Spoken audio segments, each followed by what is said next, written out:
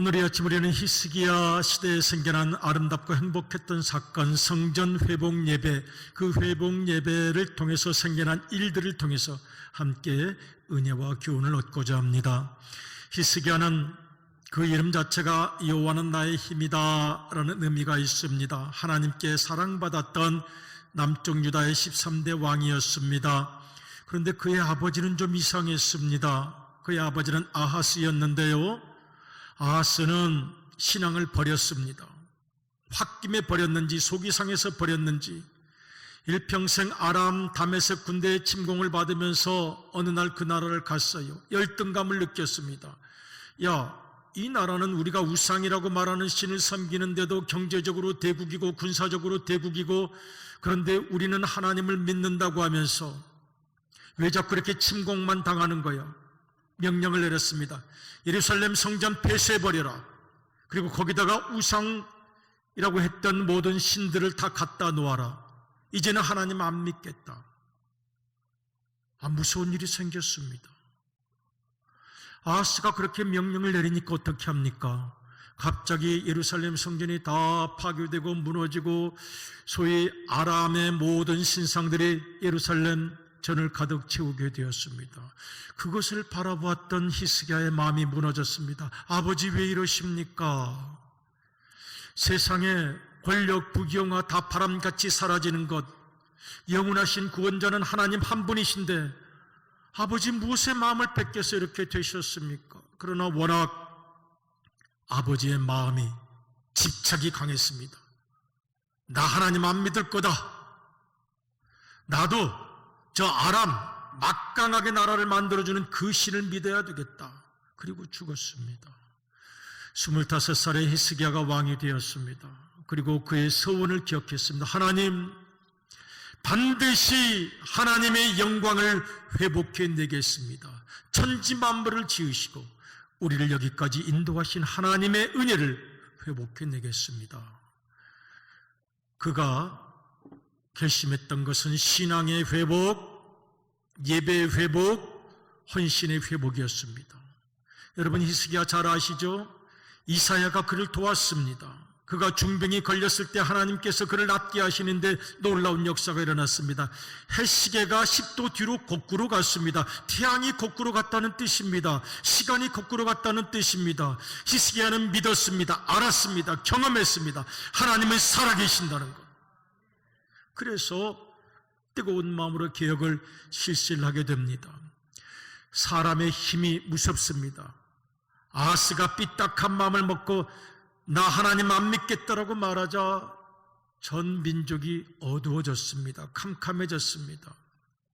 그런데 히스기야가 등장해서 하나님께로 돌아갑시다. 예배가 회복되어야 하고 헌신이 회복되어야 하고 신앙이 회복되어야 합니다 하고 뜨거운 가슴으로 외치자 한 사람의 영향력이 그렇게 컸어요. 전 백성이 나오기 시작했습니다.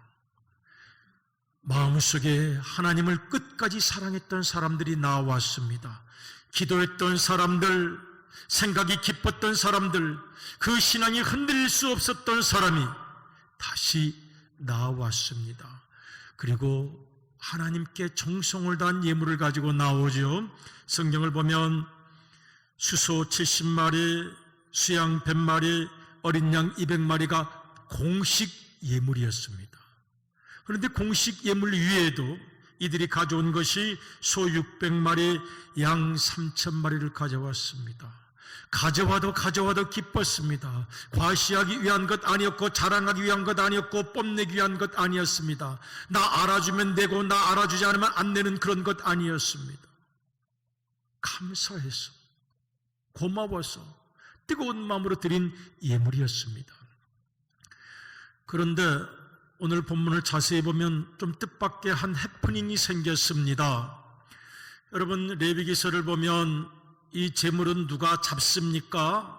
산 제물을 가져와서 죽이고 태우는 과정인데 레위기서를 보면 분명히 제물을 가져온 사람이 머리에 안수를 합니다. 머리에 안수를 하고 이제 내가 된 거예요. 이 제물이 찔러서 죽였습니다. 자아, 교만함, 모든 죄를 찔러 죽이고 가죽을 벗기고 각을 뜨고 내장, 속에 숨겨진 마음도 다 긁어내고 불로 태우고 또 태웠습니다. 그런데 아마 하나님께서 특별한 경우를 허락하신 것 같습니다. 원래 제사장들은 손에 피를 묻히면 안 되지만 만일 제물을 가져온 사람이 아주 노약자라든가 일평생 마지막 양 한 마리를 끌고 와서 내가 마지막으로 주님께 이것을 드리고 싶습니다 하는데 칼을 잡고 죽일 만한 힘도 없고 그 동물의 가죽을 벗길 만한 기술도 능력도 없는 것입니다. 뭘 어떻게 할지 모릅니다. 그런 경우는 아마 제사장이, 아마 레위인이 도왔던 것 같습니다. 이번 경우도 너무나도 많은 재물을 가져오니 손길이 부족합니다. 능숙하지 못한 사람들도 많습니다. 제사장이 그 일을 하기 위해서 뛰어들었는데 이걸 해봤어야죠. 칼이 얼마나 날카로웠는지 죽이는 것도 쉽지 않고, 여러분 가죽 벗긴다고 생각해 보세요. 이거 됩니까? 노련하고 숙련된 경험 있는 사람이 가죽을 벗기는 거지, 생짜가 가서 그 피비린내 나고 피가 튀기는데 어떻게 그걸 벗깁니까? 쉽지가 않았던 것 같습니다. 제사장들이 끙끙거리고 있으니 레위인들이 가서 도왔습니다. 그런데 성경은 뭐라고 말합니까? 비교가 된 것입니다. 우리 한번 9구절 같이 보겠습니다. 여기를 보면 이 마지막 부분, 레위 사람들의 성결하게 함이 제사장들보다 성심이 있었음이라 그랬어요. 똑같이 양을 지금 잡는데, 가죽을 벗기는데 제사장들은 하다가 칼이 좀 손에 안 익어서 그런지, 힘들어서 그랬는지, 내가 왜 이 일을 하고 있나 짜증이 나서 그런지, 아니면 이거 피를 묻히면 안 되는데 하는 거부 반응이 있어서 그랬는지 잘 못했던 것 같아요. 그런데 레위 사람들 성실하게 때로는 힘들고 때로는 짜증나고 내가 왜 이 일을 해야 되나 속상하고 이거에서 뭐 얻는 게 뭐 있나 싶었을지 모르지만 성실하게 가죽을 벗겼으니 이는 레위 사람들의 성결하게 함이 제사장들보다 성심은 히브리어로 이슈레가 있었음이라고 말합니다. 제사장은 물론 레위인 출신들입니다만 레위인과 제사장은 급이 같지 않습니다. 제사장에게는 기대하는 게 많습니다. 레위인에게는 뭐 특별히 기대하지를 않습니다. 제사장만큼 기대하는 것은 아닙니다. 그런데 이상하게도 놀랍게도 성실한 거는 레위인이 더 성실했다라고 성경은 말씀하고 있습니다. 그리고 두렵고 떨립니다. 하나님, 혹시 나는 이 성심, 이 시뢰를 잃어버린 것은 아닌지요? 제사장들 왜 그랬을까요? 화가 났을까요? 탈진했을까요? 힘에 부쳤을까요? 안 해본 것이라서 낯설었을까요? 아니면 짜증이 났을까요? 레위인도 마찬가지입니다. 그건 누가 월급 주는 것도 아닙니다. 일당 주는 것도 아닙니다. 사명으로 감당해야 합니다. 하다가 못하겠다고 던져버릴 수도 있습니다. 이거 왜 내가 해야 돼? 저 사람은 왜 안 해? 왜 나만 이 고생해? 할 수도 있습니다. 그런데 묵묵히 땀으로 흘리면서 아마 온몸이 젖어가면서 피투성이 피비린내가 돼가면서 꾸준히 아무 말하지 아니하고 성실하게 성심으로 그 가죽을 벗겼습니다. 오늘 우리들의 성심을 생각합니다. 주 예수님의 은혜로 말미암아 예수님을 믿게 되었습니다. 오늘까지 살아왔습니다. 나는 과연 얼마나 이 성심, 이 시뢰를 유지하고 있는가를 생각합니다. 가끔 그렇게 말씀하시는 분들이 있어요. 교회를 다니다가 안 다닙니다. 왜 그러시나요? 교회에 실망하고 목회자들에게 실망하고 교인들에게 실망했습니다. 상처받았습니다. 환멸을 느꼈습니다. 물론 마음이 많이 아팠겠지요. 마음이 힘드셨겠지요. 상처를 받았으니까 그렇겠지요. 그런데 하나님께서 그에게 잘못하신 것 아니지 않습니까? 하나님께서 그에게 잘못하셨습니까? 그래서 아쉽고 안타깝습니다. 이슈에 힘이 좀 있었으면 좋았을 텐데, 힘들어도 어려워도 시험 들어도 아파도 하나님을 바라보는 그 마음이 있었으면 너무나도 좋았을 텐데 라고 생각합니다. 우리 한번 같이 외쳐볼까? 다시 성심으로라고 한번 이 시래까지 한번 히브리어도 멋있게 발음하면 좋잖아요. 같이 읽어보겠습니다. 시작. 다시 성심으로 이시래. 한 번 더 읽어요. 다시 성심으로 이시래. 3번 시작. 다시 성심으로 이시래.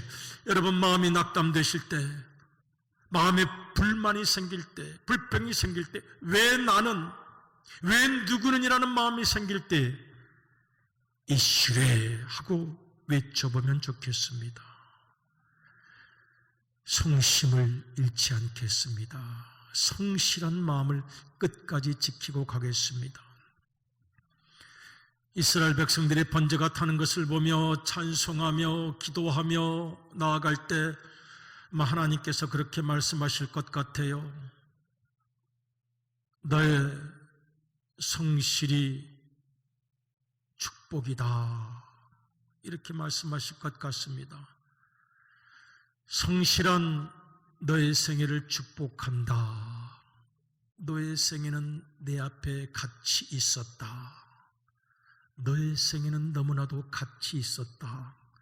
아마 그렇게 말할지 모릅니다. 아니요, 저 그렇게 크게 귀한 것도 없고 내 자신에게는 살려다 보니까 저 성실해서 돈도 좀 모은 것 같고 성실하게 살다 보니 여기까지 기반을 잡은 것 같긴 한데 하나님께로는 별로 성실하지 못했던 것 같습니다. 그래도 네가 나를 신뢰하지 않았느냐? 그것만은 맞습니다. 성실하게 살아온 너의 믿음의 걸음을 축복한다. 너의 생에는 가치가 있다. 이렇게 말씀해 주실 것 같습니다. 금성 들으시기를 축복합니다. 아멘. 하나님께서 원하시는 마음이 있어요. 성실한 마음입니다. 신실한 마음입니다. 그리고 심지가 깊은 마음인데요, 이사야 26장을 보면 하나님께서 좋아하시는 마음, 축복하시는 마음이 있습니다.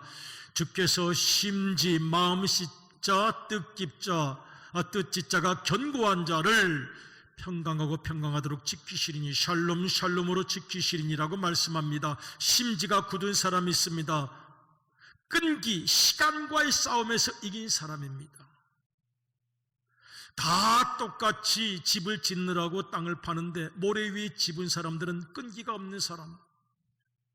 반석이 그냥 나오는 게 아닙니다. 모래를 파고 또 파고 또 파고 끝까지 파야 나오는 반석을 만날 만한 끈기, 인내, 시간과의 싸움, 내 자신과의 싸움, 내 속에서 솟구쳐오르는 모든 짜증을 이겨낸 사람, 심지라고 말합니다. 주께서 심지가 견고한 자를 평강하고 평강하도록 지키시리니 이는 그가 사람을 신뢰하고 사람에게 기대하고 사람에게 의지하고 사람에게 실망하여 이리저리 변덕스럽게 흔들리는 것이 아니라 그가 주를 의지하고 신뢰함이라. 같이 읽겠습니다. 시작. 주께서 심지가 견고한 자를 평강하고 평강하도록 지키시리니 이는 그가 주를 신뢰함이니이다. 아멘. 평강의 선물을 주십니다. 너의 성실을 축복한다.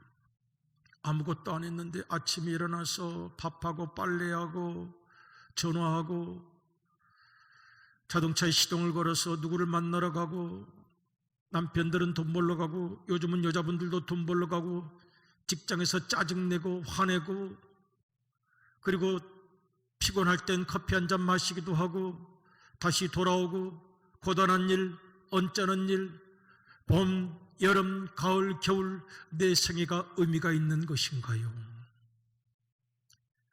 그 생애가 의미가 있다고 말씀하십니다.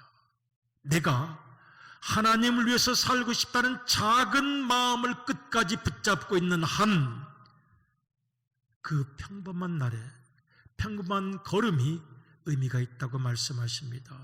오늘 우리가 예수님의 성실을 본받는다면, 신실함을 본받는다면 우리 예수님의 참된 제자가 될 수 있을 줄로 믿습니다. 히브리서를 보면 3장 1절 이런 말씀이 있지요. 유명한 말씀이죠. 여기를 보면 예수님을 깊이 생각하라고 말씀합니다. 그러므로 함께 하늘의 부르심을 받은 거룩한 형제들아, 우리가 믿는 도리의 사도시며 대제사장인 예수님을 깊이 생각하라고요. 예수님 인간의 몸을 입고 오셨어요. 마지막 고난을 당할 때 침뱉음을 당했습니다. 욕설을 들었습니다. 그 가시관이 얼굴을 찢어 피가 흘렀습니다. 수욕을 당하고 모욕을 당하셨으나 참고 또 참으셨습니다. 끝까지 참으셨습니다. 같이 읽어보겠습니다. 시작. 그러므로 함께 하늘의 부르심을 받은 거룩한 형제들아, 우리가 믿는 도리의 사도이시며 대제사장이신 예수를 깊이 생각하라. 깊이 생각하시길 원합니다. 그 예수님께서 어떻게 하셨습니까? 2절을 읽어보겠습니다. 2절 같이 읽어요. 시작. 그가 자기를 세우신 예에 신실하시기를 모세가 하나님의 온 집에서 한 것과 같이 하셨으니, 예수님께서 신실하셨습니다. 사환처럼 종처럼 자신을 낮추셨습니다. 신실은 성실입니다. 성실은 성심입니다. 성심은 심지가 깊은 사람들의 특징입니다. 모세도 신실했습니다. 5절을 한번 읽어보도록 하겠는데, 여기 보면 모세는 장래에 말할 것을 증언하기 위하여, 이 부분은 두 가지로 해석될 수 있습니다.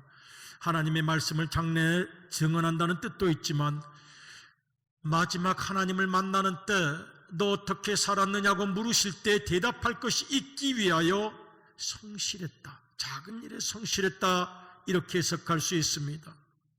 하나님께서 모세에게 묻습니다. 어떻게 살았느냐? 저도 똑같았습니다.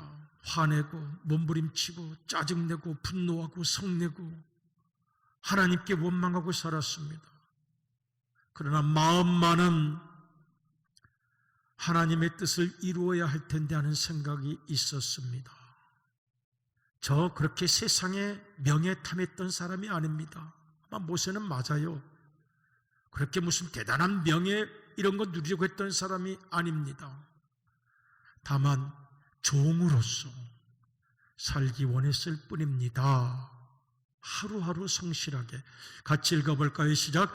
또한 모세는 장래에 말할 것을 증언하기 위하여 하나님의 온 집에서 종으로서 신실하였고 신실한 생애를 살았습니다. 오늘 우리들의 신실함, 성실함을 주님께서 기뻐하실 줄로 믿습니다. 성실은 한문으로 보면 말을 이루어 열매를 맺는다는 뜻입니다. 말만 가득하면 안 됩니다. 꽃이 떨어지지 않으면 결코 열매를 맺지 못하죠. 꽃이 끝까지 버티고 있어 보세요. 열매 맺을 수가 없잖아요. 꽃은 떨어져야 열매가 맺어집니다. 말을 이루어 열매를 맺는 사람, 말을 이루어내는 땀, 그 가죽을 벗겨내기 위해서 레위인들이 고민했던, 아마 온몸이 피땀으로 젖었을 그 순간을 이겨낸 성실함, 그런 사람만이 열매를 맺는 것이라고 하겠습니다. 그리고 주님께서 이 열매를 가장 소중히 여기실 것입니다. 가끔 그런 말씀을 하세요. 연세 많은 노인 여자 권사님들은 아니 나는 뭐 나이 많아서 힘도 없고 물질도 없고 기여하지도 못하고. 아닙니다. 진심으로 아닙니다. 평생 내가 지켜야 할 내 자리를 지킨 그 성실함을 어찌 하나님께서 가볍게 보시겠습니까? 우리의 모든 생애는 다 가치 있었던 것입니다. 소중했던 것입니다. 하나님께서 기억하신 것입니다. 하늘나라의 상급이 예비되어 있습니다.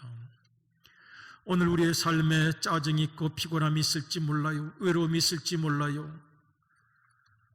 여러분, 그 divinity in humanity 또는 humanity in divinity, 이 두 가지 말이 다 같은 얘기입니다. divinity는 거룩하다는 뜻입니다. 하버드 유니버시티, 디비니티 유니버시티라고 말하죠. 신학과를 디비니티, 신성, 거룩한 곳이라고 말합니다. 휴메니티는 따뜻한 마음이기도 하지만 추하고 더럽고 냄새나고 말도 그렇게 많고 탈도 그렇게 많은 모든 인간성을 상징합니다. 그런데 그런 인간 세계를 살아간다 할지라도 디비니티를 잊지 말라는 것입니다. Humanity, Divinity in Humanity 또는 Humanity in Divinity. 세상은 남루해도 당신의 영혼은 거룩함을 지켜나가고 작은 일에 최선을 다하며 성실함으로 살아간다면 우리는 하나님의 뜻을 이루는 도구가 될 줄로 믿습니다. 아멘. 그 평범한 일상성을 가장 강조했던 분 중에 신학자 한 분이 있어요. 프레드릭 뷰흐너라는 분인데요. 이분은 그런 얘기를 하세요. 우리의 일상이 주목할 만한 가장 중요하다는 것입니다. 하루하루 시간과 세월 속에서 한 걸음 한 걸음 걸어왔던 우리의 발걸음이 가장 중요하다는 것입니다. 그래서 그는 말합니다. ordinary, 평범한 날, 아침에 일어나서 그날이 어제 같고 어제가 그날 같았지만 그럼에도 불구하고 성실하게 내가 해야 할 일을 감당했던 ordinary, 이 평범한 나날이 사실은 리마커블하다는 겁니다. 그리고 그는 말합니다. How to stop, 어떻게 멈춰야 하는지를 알아야 합니다. 그리고 멈추고 바라보고 귀 기울이십시오. 당신의 매일매일 평범한 삶의 소중함을 기억하라고 우리에게 가르칩니다. 이분은 그 뷰흐너라고도 부르는데 독일 3세 이민자의 후손입니다. 할아버지도 이민 와서 열심히 살아보겠다고 프린스턴 대학을 나왔고 아버지도 프린스턴 대학을 나왔는데 아버지가 자살했어요. 그런데 그런 가정의 비극을 잊는 사람도 있는데 이분은 그게 잊혀지지가 않아서 평생 발버둥을 쳤습니다. 어디를 가도 그게 따라다녔습니다. 아무리 나이가 들어도 그게 따라다녔습니다. 극복이 안 됐습니다. 남들은 어머니가 그렇게 좋다고 하는데 그 어머니가 얼마나 모질고 혹독하고 엄했는지 어머니는 자기 자신의 상처였습니다. 삼촌도 자살을 했습니다. 본인 군대에서 군인 그 전쟁에서 보지 못할 끔찍한 것들을 너무도 많이 보았습니다. 잊을 수가 없었어요. 남들은 잘도 잊고 산다고 하는데 극복이 안 돼요. 뭐만 하면 떠오르는 거예요. 그 아버지 이야기 남들에게는 웃으면서 심장마비로 일찍 좀 가셨어 했지만 속에는 고민이 있었습니다. 나중에 딸은 또 거식증이 걸려서 가정이 평안하지 않았습니다. 그런데 그가 젊은 날 어느 교회를 갔어요. 교회에서 설교하는데 그분이 인용한 문장이 있습니다. 예수님께서는 우리 인간들의 평범한 삶 속에서 날마다 아침에 일어나서 일터로 나아가고 피곤하고 음식 쓰레기 버리고 방을 청소하고 추운 가을이 다가오니까 또 새 옷을 꺼내고 이불도 꺼내고 또 옛날 거는 빨고 약국도 다녀오고 또 육거리 시장도 북부시장도 다녀오는 그런 평범한 삶 속에서의 진실한 인생 고백과 눈물과 그리고 큰 웃음 고백하는 거죠. 믿음대로 살고 싶었습니다마는 그렇게 살지 못한 나의 아픔, 눈물, 그리고 great laughter, 큰 웃음. 어쩌다가 한 번씩 푹 빠지게 아재 개그가 뭘 그렇게 웃긴다고 내가 웃는 게 아니지만 그래도 한번 웃고 살고 싶은 모든 인간들의 마음속에 함께 하셔서 이끌어 가십니다. 이 말씀에 너무 은혜를 받은 거예요. 그래서 그런 결심했습니다. 웃고 살겠습니다. 웃고 살겠습니다. 평범한 날 속에 최선을 다하겠습니다. 그가 책을 썼는데요. 우리나라에도 번역된 책이 많은데 이 제목이 너무 멋있잖아요. 기이하고도 거룩한 은혜. 다 끝난 것 같고 다 안 된 것 같았는데 그때 발견한 하나님의 은혜, 하나님을 향한 내 순례자의 여정.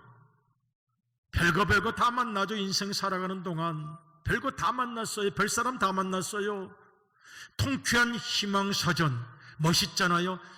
이제 아무것도 없어 끝이야 라고 말할 때 아직 우리에게 다가오는 하나님께서 주시는 희망, 하나님이 당신을 부르시는 장소는 지금 here and now, 우리의 구질구질한 삶이라고 생각되는 그곳에 오셔서 함께 하십니다라는 그런 고백을 썼습니다. 오늘 우리에게 평범한 일상이 계속됩니다. 하나님께서 우리를 지키시고 도우셔서 이 모든 평범한 일상을 비범으로 만들어내는 거룩한 은혜가 있으시기를 주님의 이름으로 축복합니다. 아멘.